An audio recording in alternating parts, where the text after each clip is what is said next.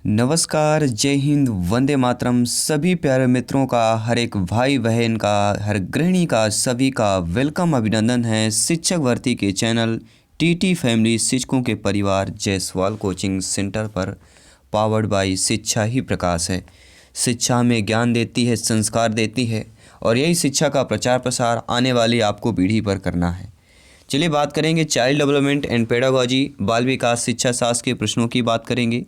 और आज की क्लास में प्रत्येक क्लास में 30 महत्वपूर्ण प्रश्न करते हैं और नए सिलेबस के अकॉर्डिंग आपके 30 महत्वपूर्ण प्रश्न आएंगे। तो ये क्लास बहुत ही इंपॉर्टेंट है और 30 में से आपका कितना प्रिपरेशन हुआ है ये ज़रूर आप लोग अपना स्कोर कर सकते हैं। आप लोग अपना अपना फीडबैक कर सकते हैं, क्योंकि यहाँ पर कमेंट सर्वोपरि है। यहाँ पर फीडबैक आपका सर्वमान्य है, क्योंकि सिलेक्शन दोस्तों यहाँ पर 101% श्योर एंड प्योर की बात कर रहे हैं, क्योंकि तैयारी आपके सिलेबस के अकॉर्डिंग, एग्जाम पैटर्न के अकॉर्डिंग चल रही है। तो चलिए पहले प्रश्न की बात करते हैं। इसके पिछले प्रश्न देखना चाहते हैं, इसके पिछले क्लासेस देखना चाहते हैं तो आई बटन पर लिंक मिलेगा, या आप चैनल को विजिट कर सकते हैं, प्लेलिस्ट आपको ऑलरेडी मिल जाएगा। पहला प्रश्न है साथियों, एकीकृत छात्र केंद्रित अधिगम के लिए पाठ्यक्रम में निम्नलिखित में से क्या लाभकारी नहीं होगा। नेगेटिव, नकारात्मक प्रश्न से शुरुआत कर रहे हैं। छात्र का या बालक बालिका का अभिप्रेरण विकास, सहकर्मी संचार का विकास, छात्र शिक्षक संबंध का निर्माण, या खोज सक्रिय अधिगम का ह्रास की बात करेंगे या कमी की बात कर रहे हैं। तो एकीकृत छात्र केंद्रित अधिगम के लिए पाठ्यक्रम में जो लाभकारी नहीं हो सकता है वह दोस्तों खोज सक्रिय अधिगम का ह्रास। कोई भी खोज और सक्रिय अधिगम की कमी आपको यह क्या होता है, पाठ्यक्रम के लिए लाभकारी नहीं होगा, क्योंकि जहाँ कमी हो वहाँ लाभ हो ही नहीं सकता है। इसलिए छात्र का अभिप्रेरण विकास, सहकर्मी संचार का विकास, छात्र शिक्षक संबंध का निर्माण, ये तीनों जो है एकीकृत छात्र केंद्रित अधिगम के लिए पाठ्यक्रम के लिए लाभकारी हैं। डी ऑप्शन आपका लाभकारी नहीं है।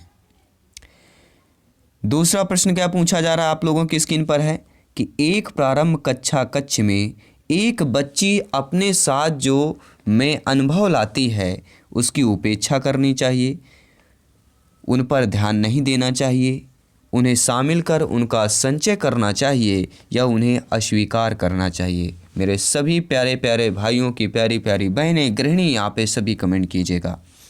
एक प्रारंभ कक्ष में एक बच्ची अपने साथ जो अनुभव लाती है, एक शिक्षक होने के नाते, एक अध्यापक अध्यापिका के होने के नाते उन्हें शामिल कर उनका संचय करना चाहिए। साथियों सी ऑप्शन सही हो जाएगा। तीसरा प्रश्न है, रोशनी अक्सर घर में ज़्यादा बात नहीं करती है लेकिन विद्यालय में वह काफ़ी बात करती है, ये क्या दर्शाता होगा। देखिए नॉर्मल तौर हम देखते हैं कोई बच्चा या बच्चा का बालक बालिका घर में ज़्यादा बात नहीं करेगा, लेकिन विद्यालय में वह काफ़ी बात करती है। तो ये क्या दर्शाता है कि विद्यालय हर समय बच्चों को खूब बात करने का अवसर देता है। शिक्षकों की यह मांग होती है कि बच्चे विद्यालय में खूब बात करें, ढेर सारा बात करें। या कृतिका को अपना घर बिल्कुल पसंद नहीं था, ठीक है, कृतिका यहाँ पे रोशनी, ठीक है, नाम सेम है, यहाँ पे रोशनी कर लीजिए आप लोग, या कृतिका दोनों तरफ कर सकते हैं। यह उसके विचारों को विद्यालय में मान्यता मिलती थी। तो मेरे ख्याल से आप वहीं पर बात करेंगे काफ़ी बात जहाँ पर आपकी बात को सुनने वाले लोग होंगे, ठीक है, सुनने वाले लोग होंगे, अर्थात उनके विचारों की विद्यालय में मान्यता मिलती होगी। डी ऑप्शन साथियों सही हो जाएगा, क्योंकि जब भी आपके विचारों को मान्यता मिलेगी, आपके विचारें, आपकी बातों को सुनने वाले होंगे, ठीक है, वहीं पर आप ज़्यादा बातचीत भी करते हैं। प्रगतिशील शिक्षा में बच्चों को किस तरह देखा जा सकता है, किसकी बात कर रहे हैं, ध्यान दीजिएगा, अंडरलाइन कर रहे हैं। प्रगतिशील शिक्षा में निष्क्रिय अनुभव कारकों के रूप में, सक्रिय अन्वेषकों के रूप में, खाली स्लेटों के रूप में, या छोटे वयस्कों के रूप में की बात कर रहे हैं। सभी प्यारे मित्र कमेंट कीजिएगा। साथियों प्रगतिशील शिक्षा में बच्चों को किस तरह से देखा जा सकता है, तो सक्रिय अन्वेषकों के रूप में देखा जा सकता है, क्योंकि प्रगतिशील और सक्रिय ये दोनों आप में क्या है, परिपूर्ण शब्द हो जाते हैं, क्योंकि प्रगतिशील जो होगा वह सक्रिय और जरूर होगा।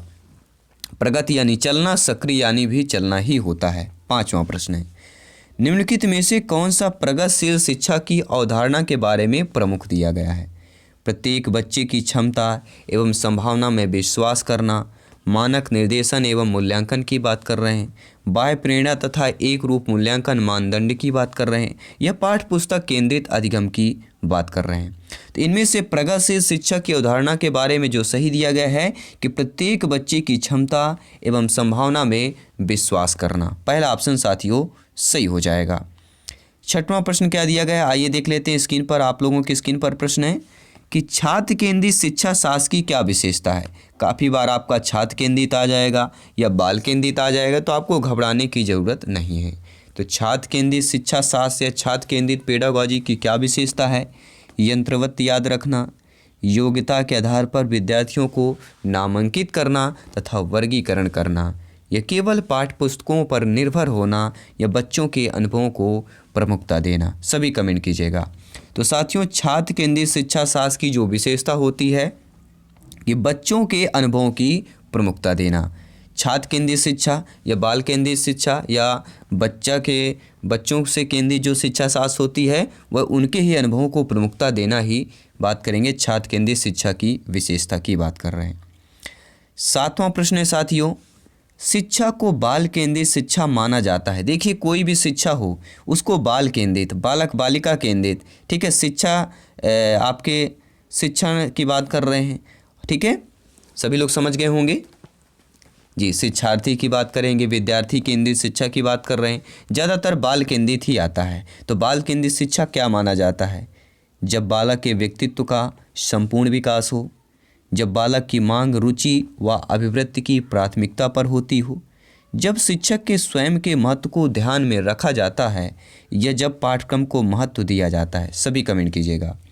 शिक्षा को बाल केंद्रित शिक्षा इसलिए माना जाता है जब बालक की मांग, रुचि और अभिवृत्ति की जो है प्राथमिकता होती है, क्योंकि जब किसी की प्राथमिकता होगी तभी वह उसी के केंद्रित पर शिक्षा माना जाएगा, ठीक है। तो आपका यहाँ पे भी ऑप्शन साथियों सही हो जाएगा। आठवां प्रश्न क्या पूछा जा रहा है कि बाल केंद्रित शिक्षा शास्त्र का अर्थ क्या होता है, कि बच्चों के अनुभव और उनकी आवाज़ को प्रमुखता देना। शिक्षक द्वारा बच्चों को आदेश देना कि क्या किया जाना चाहिए। तो आदेश शब्द यह बाल केंद्रित शिक्षा शास्त्र का अर्थ नहीं हो सकता है। निर्धारित सूचना का अनुसरण करने में बच्चों को सक्षम बनाना, यह हम बात कर रहे हैं ऑप्शन नंबर डी की, कि कक्षा में सारी बातें सीखने के लिए शिक्षक का क्या है, आगे आगे होना। तो शिक्षक का आगे आगे होना नहीं होगा, क्योंकि बाल केंद्रित शिक्षा का अर्थ क्या होता है, बच्चों के अनुभव और उनकी आवाज़ को प्रमुखता देना। आगे आगे कूदना हमारी भाषा में क्या कहते हैं, आगे आगे ना कूद रहा हो, ठीक है। तो आगे आगे कुदराना या आगे आगे होना ये तो बहुत कूदना कहला जाएगा। कहते हैं अधजल गगरी छलकत जाए, ये कहावत यहाँ पे फिट जरूर होगी। लेकिन बाल केंद्रित शिक्षार्थ की बात करें तो बच्चों के अनुभव और उनकी आवाज़ को प्रमुखता देना यहाँ पर सही साथियों हो जाएगा। नौवां प्रश्न है, प्यारा सा प्रश्न है कि बाल केंद्रित शिक्षा शास्त्र का अर्थ क्या होता है। बच्चों को नैतिक शिक्षा देना, बच्चों को शिक्षक का अनुमान और अनुकरण करने के लिए कहना, बच्चों को अव्यक्त और उनकी सक्रिय भागीदारी को महत्व देना, या बच्चों को पूर्ण रूप से स्वतंत्र देना। सभी कमेंट करें। तो बाल केंद्रित शिक्षा शास्त्र का अर्थ क्या हो सकता है, बच्चों को अव्यक्त और उनकी सक्रिय भागीदारी को महत्व देना। यानी जो भी बालक बालिका करता है पॉजिटिव बातें हैं और उनको महत्व देना, सपोर्ट करना ही बाल केंद्रित शिक्षा शास्त्र का अर्थ होता है। और तो कितने भी ऑप्शन चेंज हो, आपका आंसर एक ही होना चाहिए, ठीक है। बच्चों को सपोर्ट करना, बच्चों की मदद करना, हेल्प करना।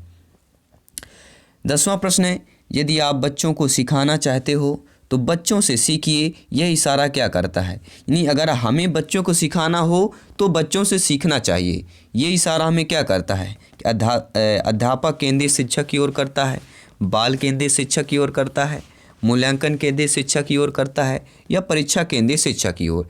देखिए, जब हम बच्चों से सीखेंगे तो किससे होगा, वह बाल केंद्रित शिक्षा की ओर ही संकेत कर रहा होगा। यह इशारा जो कर रहा है भी ऑप्शन सही हो जाएगा। और सभी को पता है बाल केंद्रित शिक्षा से एक प्रश्न जरूर आपके एग्जाम पर पूछा ही जाता है, इसलिए प्रत्येक प्रश्न इंपॉर्टेंट है साथियों। क्योंकि तैयारी बाल विकास में 30 में से 25+ लाने की बिल्कुल कंप्लीट तैयारी चल रही है। कंप्लीट क्लास ज्वाइन कीजिए, 25+ अवश्य आएंगे। और सारी क्लासेस ज्वाइन कीजिए, आउट ऑफ 150 में से 125+ स्कोर प्राप्त कीजिए और सिलेक्शन का रास्ता आसान कीजिए। बात करेंगे साथियों अगले प्रश्न की कि सृजनवाद में क्या होता है। सृजनवाद में बच्चे सीखने की प्रक्रिया में निष्क्रिय रूप से प्रतिभाग करते हैं। सृजनवाद में शिक्षा शिक्षक के केंद्रित होता है, या सृजनवाद में शिक्षा बाल केंद्रित होती है, या सृजनवाद में शिक्षा व्यवहारवादी होती है। देखिए यहाँ पर सभी लोग जानते हैं बाल केंद्रित शिक्षा का चैप्टर चल रहा है, तो ज़्यादातर आप बाल केंद्रित शिक्षा ही यहाँ पे क्लिक करेंगे, लेकिन आपके एग्जाम पर ऐसा लगातार नहीं आएंगे। सिलेबस के अकॉर्डिंग कहीं कहीं भी प्रश्न रहेगा, कहीं कहीं पर प्रश्न रहेगा, वो भी एक एक प्रश्न आएंगे, हर लेवल की बात कर रहे हैं। तो यहाँ पर सी ऑप्शन सही हो जाएगा। सभी जानते समझते हैं, आप लोग ज्ञानी सर्वज्ञ व्याख्याता लोग हैं, और जयसवाल सर आप सभी का स्वागत और अभिनंदन करते हैं। मेरे प्यारे भाइयों बहनों, हर एक गृहिणी यहाँ पे कमेंट करिए। एक बाल केंद्रित कक्षा में बच्चे सामान्यतः सीखते हैं। क्या सीखते हैं? व्यक्तित्व और सामूहिक दोनों रूपों में, मुख्य रूप से शिक्षक से, व्यक्तित्व रूप से या समूह रूप में। देखिए सभी जानते हैं बाल केंद्रित शिक्षा में समूह रूप में भी सीखते हैं बच्चे और व्यक्तित्व रूप में भी सीखते हैं, अर्थात व्यक्तित्व और सामूहिक दोनों रूपों में सीखते हैं। पहला ऑप्शन साथियों यहाँ पे सर्वथा सही हो जाएगा। बात करेंगे अगले प्रश्न की। अगला प्रश्न है, प्यारा सा प्रश्न है, सिलेक्शन वाला प्रश्न है, और साथियों यह BVIP कैटेगरी का प्रश्न है, क्योंकि यह पूछा गया प्रश्न है। इनमें से कौन सी प्रगतिशील शिक्षा की विशेषता है? समय सारणी और बैठने की व्यवस्था में लचीलापन की बात करेंगे, केवल प्रस्तावित पाठ्य पुस्तकों पर आधारित अनुदेश की बात कर रहे हैं, परीक्षाओं में अच्छे अंक प्राप्त करने पर बल की बात कर रहे हैं, या बार बार ली जाने वाली परीक्षा की बात कर रहे हैं। तो साथियों ऐसी प्रगतिशील शिक्षा की विशेषता होगी जो समय सारणी और बैठने की व्यवस्था में लचीलापन यहाँ पे दिया गया है। ठीक है, क्या है? समय सारणी और बैठने की व्यवस्था में लचीलापन दिया गया है, और केवल प्रस्तावित पाठ्य पुस्तकों पर आधारित अनुदेश की बात करेंगे, या परीक्षाओं में अच्छे अंक प्राप्त करने पर बल देना, या बार बार ली जाने वाली परीक्षा। तो प्रगतिशील शिक्षा की क्या विशेषता है, सभी कमेंट करें। ठीक है, नीचे आपके कमेंट बॉक्स में आपको अपना अपना आंसर बताना है। ठीक है, चलिए फटाफट कमेंट कीजिए, राइट ऑप्शन क्या होने वाला, प्रगतिशील शिक्षा की विशेषता बताना है। तो प्रगतिशील शिक्षा की क्या विशेषता हो सकती? 4-3 ऑप्शन है, अब आपको कमेंट करके इसका आंसर बताना है। ये हम आपके लिए मॉक क्वेश्चन दे रहे हैं, चलिए फटाफट कमेंट कीजिए, बहुत ही अच्छा प्रश्न है। बात करेंगे ये अगले प्रश्न की कि प्रगतिवादी शिक्षा की बात कर रहे हैं। साथियों प्रगतिवादी शिक्षा अनुबंधन पुनर्वलन के सिद्धांतों पर आधारित है, पाठ्य पुस्तकों पर आधारित है, क्योंकि वे ज्ञान के एकमात्र वैध देते हैं। इस मत पर विश्वास करती है कि शिक्षक को अपने उपागम में दृढ़ रहना चाहिए, और वर्तमान समय में बिना दंड का प्रयोग किए बच्चों को पढ़ाया नहीं जा सकता है। यह समस्या समाधान और आलोचनात्मक चिंतन पर अधिक बल देती है। तो साथियों जो प्रगतिवादी शिक्षा होती है वह समस्या समाधान और आलोचनात्मक चिंतन पर अधिक बल देती है। डी ऑप्शन सर्वथा सही हो जाएगा।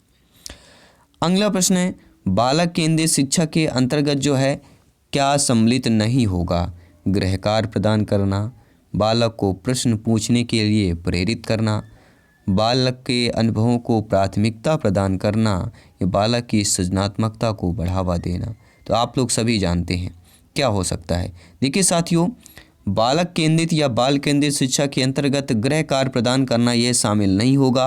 बाकी बालक को प्रश्न पूछने के लिए प्रेरित करें, अनुभव को प्राथमिकता की प्रदान करें और सृजनात्मकता को बढ़ावा दें। ये तीनों जो है बाल केंद्रित शिक्षा के अंतर्गत सम्मिलित है, लेकिन पहला नहीं है, इसलिए according to questions right option number first option सही हो जाएगा। बात करेंगे अगले प्रश्न की कि प्रगतिशील शिक्षा के संदर्भ में समान शैक्षिक अवसर से अभिप्राय है कि सभी छात्र जो हैं बिना किसी भेद के समान पद्धतियों व सामग्रियों से शिक्षा प्राप्त करते हैं, या ऐसी शिक्षा पाएं जो उनके लिए अनुकूलतम हो तथा उनके भविष्य के कार्यों में सहायक हो, या किसी भी जाति पंथ रंग क्षेत्र व धर्म के होते हुए भी समान शिक्षा प्राप्त करें, या समान शिक्षा प्राप्त करने के लिए अपनी क्षमताओं को क्या कर सकें, सिद्ध कर सकें। तो साथियों राइट ऑप्शन क्या होगा?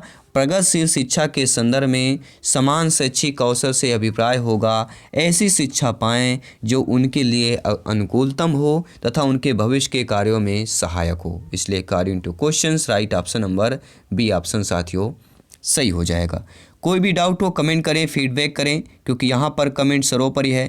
ठीक है, मेरे सभी प्यारे प्यारे भाइयों एवं बहनों गृहिणी सभी कमेंट कीजिएगा, क्योंकि सपना गवर्नमेंट टीचर पाने का है और एग्ज़ाम के पहले प्रिपरेशन हर एक क्लास हर एक प्रिपरेशन हर एक प्रैक्टिस सेट इंपॉर्टेंट है, क्योंकि आने वाले जो प्रैक्टिस सेट हैं आपके मॉडल पेपर 150 के लगभग 10 मॉडल पेपर आएंगे, तो आप लोग समझ सकते हैं टोटल यहाँ पे जब 10 आएंगे तो 1500 प्रश्न आपके पाँचों सब्जेक्ट के आने वाले हैं।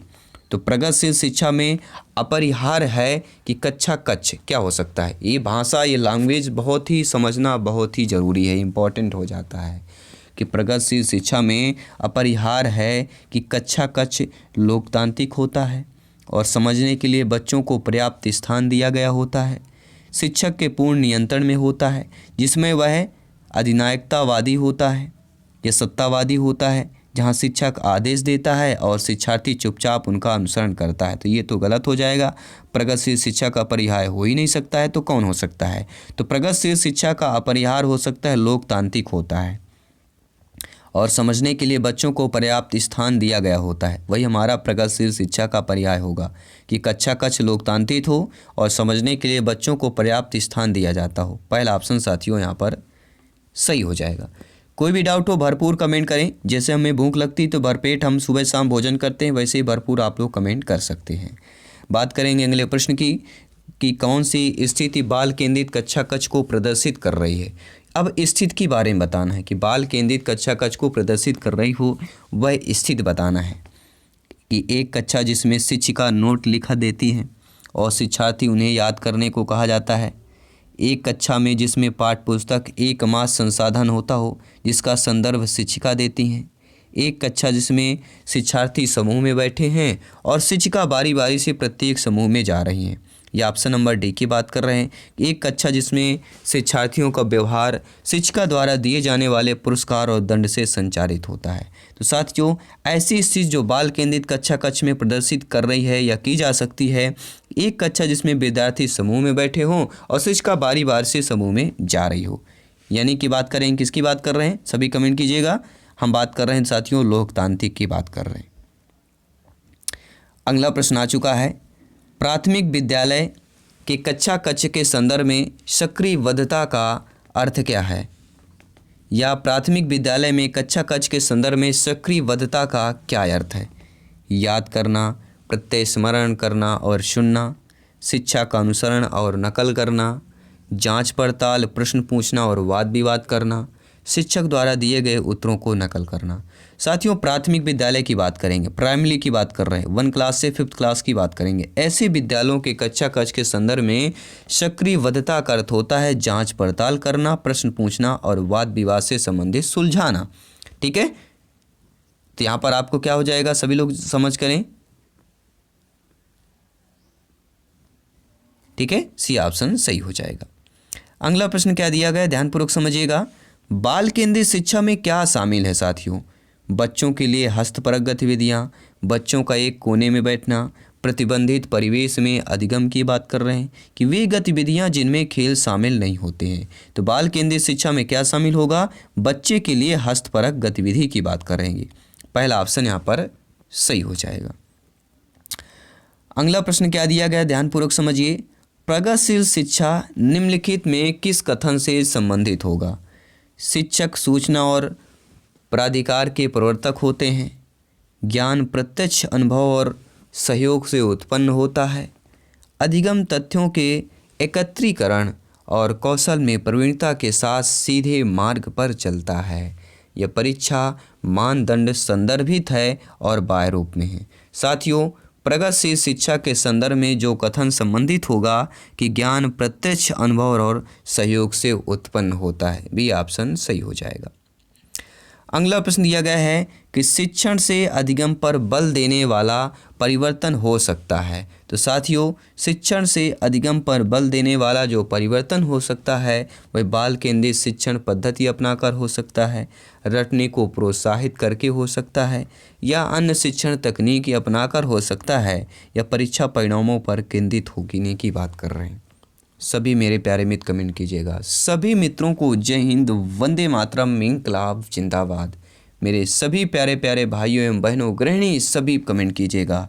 एनर्जी बरकरार रखिए क्योंकि प्रिपरेशन बहुत ही इंपॉर्टेंट है। अभी दिन रात जागना है, मेहनत करना है, एग्जाम के पहले सफलता पाना है। तो शिक्षण में या शिक्षण से अधिगम पर बल देने वाला क्या परिवर्तन हो सकता है? बाल केंद्रित शिक्षा पद्धति अपनाकर हो सकता है। पहला ऑप्शन साथियों सही हो जाएगा। अगला प्रश्न पूछा जा रहा है कि इनमें से कौन सा एक बाल केंद्रित अधिगम का अभ्यास नहीं है? साथियों, ज्ञान और कौशल अर्जित करने में छात्र को अधिक सक्रिय बनाना, यह बिल्कुल आपका बाल केंद्रित अधिगम का अभ्यास होगा,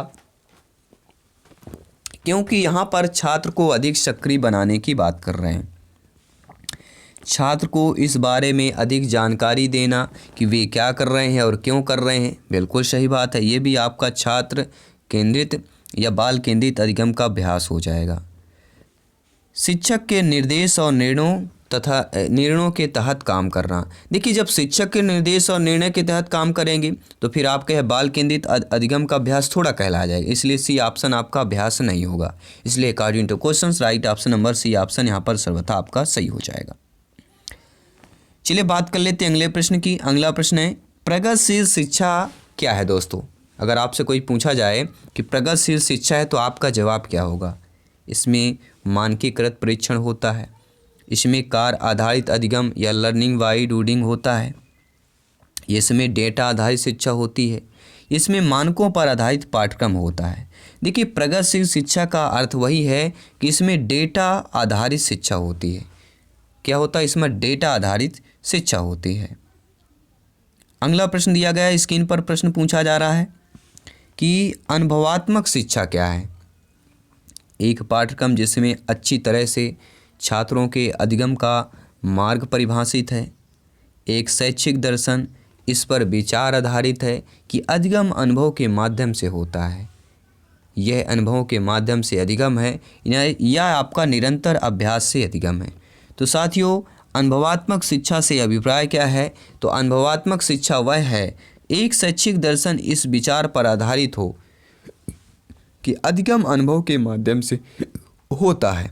तो अधिगम किससे होता है? अनुभव के माध्यम से। इसलिए हमेशा लर्नर बनिए। जब आप लर्नर बनेंगे तो जब हम लर्नर बनते हैं तो हमेशा सीखते रहते हैं, अनुभव प्राप्त करते रहते हैं। ठीक है, ये ऑप्शन यहाँ पर सही हो जाएगा। तो आप सबसे ज़्यादा अगर आप बुद्धिमान बनना चाहते हैं, ज्ञान प्राप्त करना चाहते हैं, तो सबसे अच्छा अगर आप लर्नर हैं तो अपने आप में आप हमेशा ज्ञानी रहेंगे और यही ज्ञान का प्रचार प्रसार करते रहेंगे। तो हमेशा लर्नर बना रहिए। ठीक है, लर्नर बनने के साथ साथ बच्चों से सीखिए, बूढ़ों व्यक्तियों से सीखिए। ठीक है, हमेशा सीखते रहिए। कौन सी प्रगतिशील शिक्षा की विशेषताएं होती हैं? साथियों, निर्देश केवल निर्धारित पाठ्य पुस्तकों पर आधारित होते हैं। उन विषयों पर आपकी नम्रता जो छात्र सीखना चाहते हों। ये जीवन पर्यंत अधिगम और सामाजिक कौशल पर जोर देना, यह परीक्षाओं में अच्छे अंक लाने पर जोर देने की बात कर रहे हैं। तो साथियों, प्रगतिशील शिक्षा की क्या विशेषताएं हो सकती हैं? जीवन पर्यंत अधिगम और सामाजिक कौशल पर जोर देना। ठीक है, सी ऑप्शन सही हो जाएगा। अगला प्रश्न है, निम्नलिखित में से कौन सा कारक जो है कक्षा में सार्थक अधिगम का पक्ष लेता है? ऐसा कारक बताइए जो कक्षा में सार्थक अधिगम का पक्ष लेता हो। बच्चों को पढ़ने के लिए अभिप्रेरित करने हेतु पुरस्कारों को बढ़ावा देना, निर्देश के लिए केवल व्याख्यान विधि को अपनाना, विषय वस्तु तथा बच्चों के संपूर्ण कुशल क्षेत्र एवं अधिगम के प्रति सच्चा सरोकार रखना। यह हम बात कर रहे हैं साथियों ऑप्शन नंबर डी की, कि बच्चों को पढ़ने सीखने के लिए अभिप्रेरित करने हेतु परीक्षणों की संख्या को बढ़ाना। तो ऐसा कारक जो कक्षा को सार्थक अधिगम पक्ष देता हो, विषय वस्तु तथा बच्चों के संपूर्ण कुशल क्षेत्र एवं अधिगम के प्रति सच्चा सरोकार रखना। सी ऑप्शन सही हो जाएगा। आई होप आप लोग प्रत्येक प्रश्नों को अच्छे तरीके से समझ पा रहे होंगे। आप लोगों का फीडबैक यहाँ पे सर्वोपरि है। सभी मेरे प्यारे भाई बहन कमेंट कीजिएगा। बात करेंगे 2-3 प्रश्न और बचे, इस क्लास को कंटिन्यू कीजिए और 30 में से आपके स्कोर क्या है सभी प्यारे मित्र फीडबैक कीजिएगा। साथियों, शिक्षा का उद्देश्य क्या होना चाहिए? विद्यार्थियों में व्यावसायिक कुशलता का विकास करना, विद्यार्थियों में सामाजिक जागरूकता का विकास करना, विद्यार्थियों को परीक्षा के लिए तैयार करना, या व्यवहारिक जीवन के लिए विद्यार्थियों को तैयार करने की बात कर रहे हैं। तो साथियों, शिक्षा का उद्देश्य सभी लोग जानते हैं कि व्यवहारिक जीवन के लिए विद्यार्थियों को तैयार करना ही शिक्षा का उद्देश्य होना चाहिए। डी ऑप्शन सही हो जाएगा।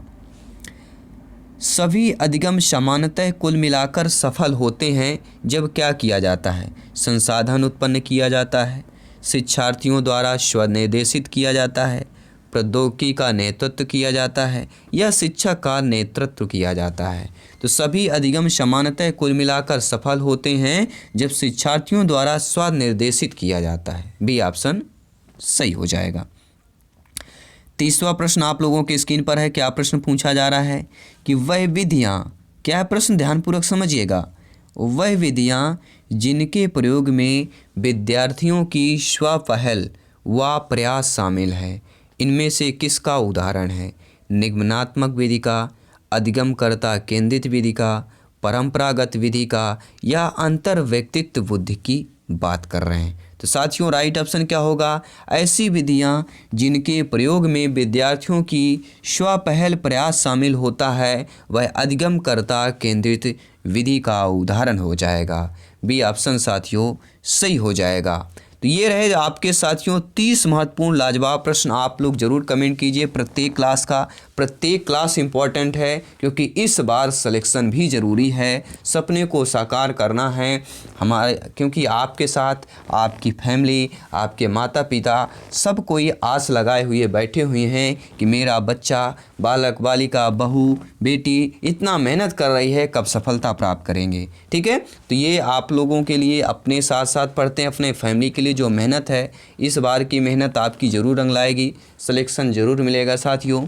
और हमेशा कहते हैं कि ज़िंदगी से जो सीख हमें मिलती है, जो हमें ठोकरों खाने से सीख मिलती है, वो हमेशा अंतिम समय तक हमारे बॉडी कह सकते हैं शरीर में विराजमान हो जाती है, क्योंकि ठोकर ही सफलता का सर्वश्रेष्ठ मंत्र होता है। क्योंकि जब तक आपको ठोकर नहीं मिलेगी, आप सफलता पाने का जो रास्ता होता है वह आपका दृढ़ संकल्प नहीं बन पाता है। इसलिए